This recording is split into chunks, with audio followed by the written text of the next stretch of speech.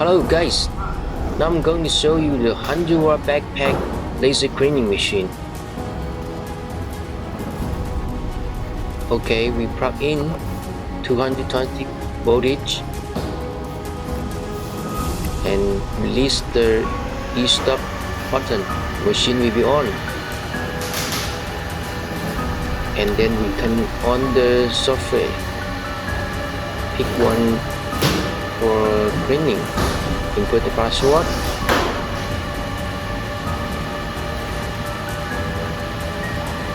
Okay, and we pick the setting the parameter and turn it on, and you can see the red light for the LED,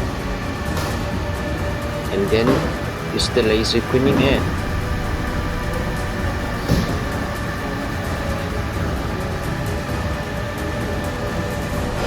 Switch on.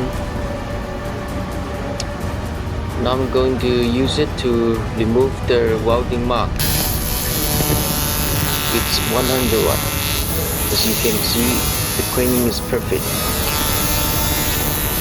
and also the power is enough for removing the rust, removing the welding mark.